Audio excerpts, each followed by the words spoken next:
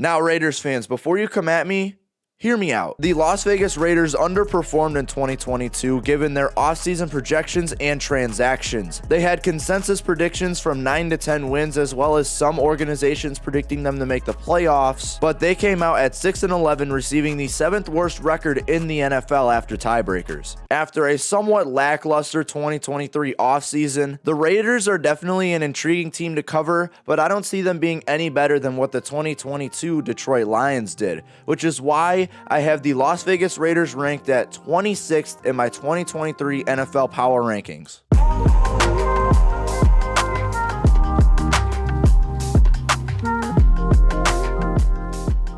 Hi guys, I'm Chase Keller from Chase Keller Journalism, and thank you guys so much for tuning into this video. Today I'm going to dive deep into the 2023 Las Vegas Raiders, talk about some of the positives, some of the negatives about the team and the roster in itself, and just express my overall thoughts on the Las Vegas Raiders coming into this season. So if you guys enjoyed this video, please make sure to leave a like on it and subscribe to the channel as well. I have 25 more teams to power rank, so if you guys want to see your favorite team, please subscribe to the channel. So without further ado, here's why I believe the Las Vegas Raiders will finish the 2023 season with a record of 5-12.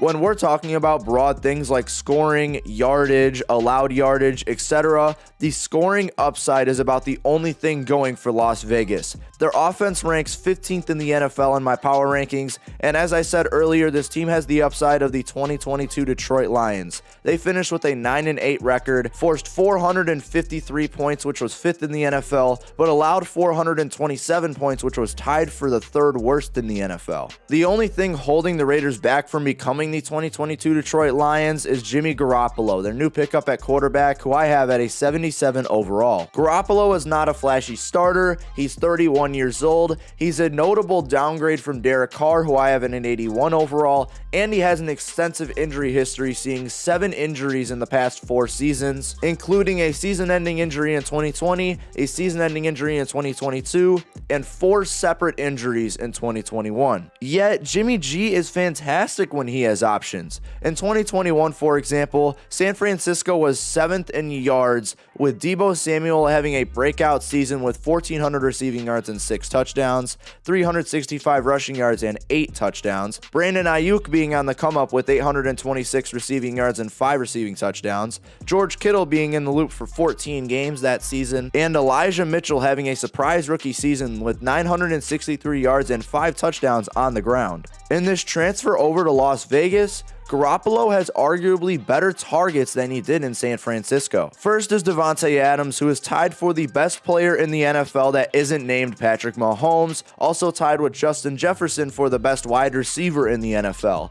Adams did not slow down in his transfer from Green Bay to Josh McDaniels' scheme in Las Vegas, as he had 100 receptions, 1,516 receiving yards, and 14 receiving touchdowns. Adams became more of a deep threat when he transferred over to Las Vegas. He saw over 15 yards of reception, which up to this point he hadn't seen in his career without significant volume. And he is the perfect wide receiver for a mismatched scheme. That's more what McDaniels tries to do with his wide receivers, is create mismatches by putting his receivers wherever he feels like it. I like to point straight towards the divisional round game for the 2020 season when he matched up against Jalen Ramsey. In that old LaFleur scheme, he was moved everywhere to try and utilize him and stay away from Jalen Ramsey. In that game, he had 9 receptions for 66 yards and 1 touchdown. That popular touchdown was a motion from left to right, a flat route ran after that, and a dump pass to him for the touchdown, but it went viral because Jalen Ramsey became a crybaby. But overall, Davante Adams proved to be very successful in Josh McDaniels' scheme in 2022. After that, you have running back Josh Jacobs at a 92 overall, and I'll admit, I was very wrong about Josh Jacobs going into 2022. I predicted him to actually fall backwards and Zamir White to become the starter in that offense, but instead Josh Jacobs became the NFL's rushing leader at 1,653 rushing yards. Josh Jacobs isn't a fantastic receiver, but when you look with who Jimmy G has worked with while with San Francisco, I don't think that's particularly needed. Jimmy G is used to elite rushing capabilities while with San Fran, and whether he worked with an elite back or a manipulated run-first offense that San Francisco has, but he still proved to work very well with elite rushers. While having a large gap between them, Christian McCaffrey and Raheem Mostert are the first two to come to mind, but more on the okay side, Elijah Mitchell, Jeff Wilson, and even JaMychal Hasty had flashes of greatness while with San Francisco. So with Josh Jacobs being one of those elite backs that Jimmy G gets to work with, that's a great sign for Las Vegas fans. Jacoby Myers is up next, who is an extremely reliable wide receiver who rarely drops passes, as he had one drop on 93 targets in 2022. Sure, the contract was iffy, but I still like the idea of picking Myers up for Las Vegas. While with New England, Jacoby Myers saw 60% of his snaps in the slot in 3 of his 4 seasons, the one season where he didn't see it being 59.6% of snaps. But with an already proven fantastic slot receiver in Hunter Renfrow, Jacoby Myers is probably going to shift outside instead of playing in the slot with Las Vegas. Speaking of Hunter Renfrow, he is secretly one of the best route runners in the NFL.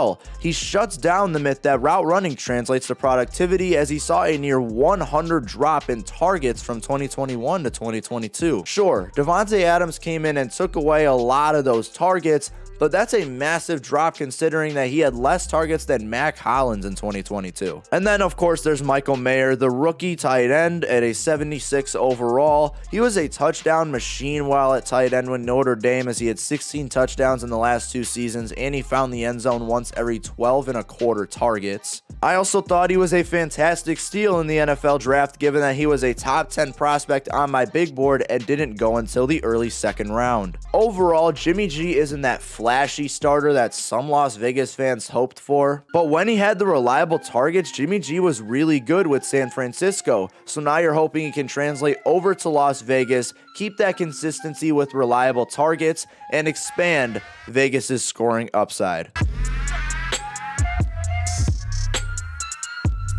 While with San Francisco, Jimmy Garoppolo has worked with many elite offensive lines. The one that he's getting with Las Vegas, it's not so elite. I gave them a 70.87 rating, which, if you don't know what that means, positional wise, that is well under average, but it barely misses the bad spectrum, as you would have to go below 70 to hit that spectrum. The offensive line's rating does solely get boosted by the highest weighted position being the landslide best on the line in Colton Miller at left tackle. Colton Miller started his career on a very bad route, as he allowed 16 sacks as a rookie in 2018, and pressures have been a constant issue, but he's still getting better with motor and grit to not allow those sacks. 2022 was his best season, as in 1,035 snaps, second in his career, he allowed 4 sacks, tied for second in his career, and had 5 penalties, tied for second in his career. When you think about it, it's funny because all 3 of those first places came in separate seasons. We are in the age where Colton Miller is the most consistent that he's ever been, and he is now becoming a franchise left tackle that Jimmy G will very much rely on to be that blindside blocker. From here, it starts to get significantly worse.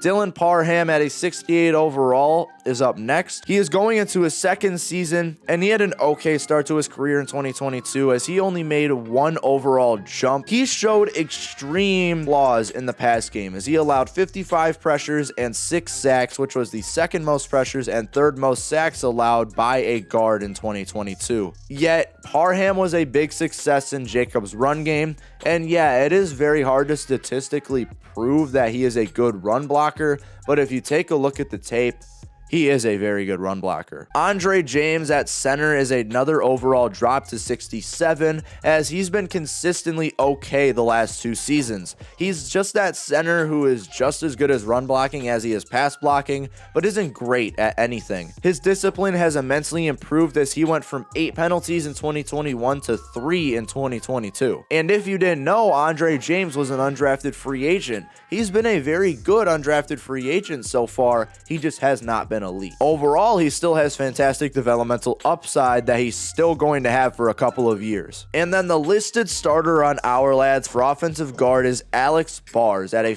51 overall on my board, I have Greg Van Roten, Netane Muti, and maybe even Ronis Grasu if he plays guard this season. Why am I not a fan of Alex Bars? Well, he allowed 38 pressures on the inside as a pass blocker, and he was a horrid run blocker. So personally, I believe Greg Van Roten is the starter. I'm at a 65 overall, and while it's still a big hole in the offensive line, he is a veteran leader at 33 years old. In 2022, Van Roten only played 354 snaps, which sure, that is a sign of a decaying offensive lineman. And then at right tackle, I have Jermaine Elumunor at a 70 overall, and going into this power ranking series, I was not familiar with this man's game. He only allowed 26 pressures in 2022, which when you take a look at the massive difference from 583 pass block snaps to 357 run block snaps, that is very impressive. And that's not taking into account that his run blocking was just as good. So here in 2023,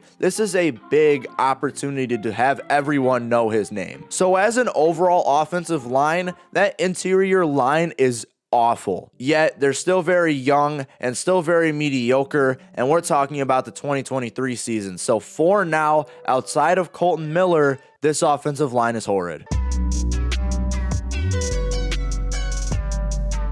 Just like in 2022, the defense going into 2023 is absolutely mediocre.